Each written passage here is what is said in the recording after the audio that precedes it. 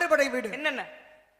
திருப்பரங்குன்றம், திருச்செந்தூர், பழனிமலை, சுவாமிமலை, திருத்தணிகை, பழமுதிர்ச்சோலை. ஏன்னா இந்த படை வீடுகளை வகுத்தவர் யாருன்னா திருமுருகாற்றுப்படை இயற்றிய நற்கீரர். நற்கீரர் தான் இந்த படை வீடுகளை வகுக்கிறார்.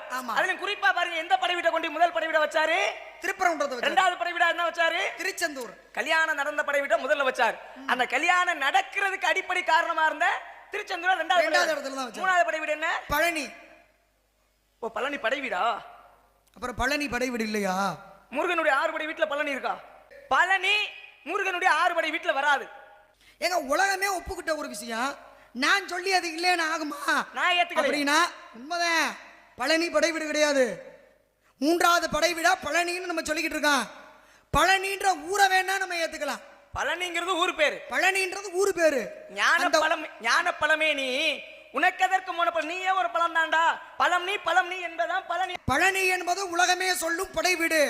ஆனா முருகன் படை வீடு பழனியா? 3வது படை வீடாக கருதக்கூடியது பழனியா அப்படின்னா பழனின்ற ஊரு. பழனி மலை கிடையாது.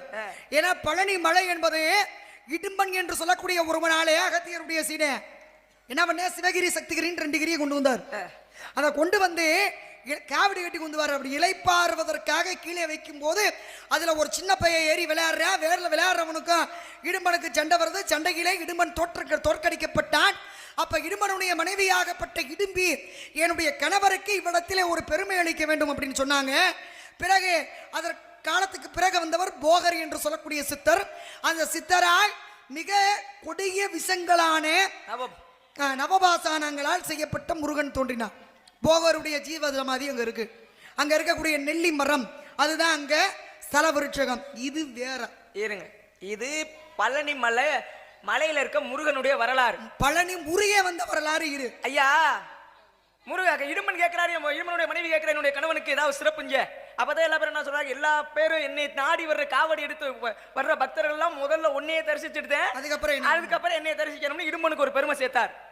இது மலையில இருக்காரே அவர் 5000 வருஷத்துக்கு முன்னாடி செஞ்ச போகர்ங்கிற சித்தர் செஞ்ச முருகன். அப்புறம் அதை எப்படி 3வது படை வீட்டுல உண்டான்னு சேர்த்தீங்க நீங்க?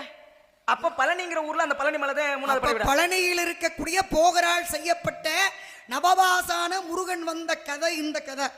ஆனா நீங்க சொல்ற மாதிரி பழனியிலே முருகனுடைய 3வது படை வீடு உண்மையாவே 6 படை வீட்டுல எதுன்னு கேட்டீங்கன்னா நேரா பழனி போங்க.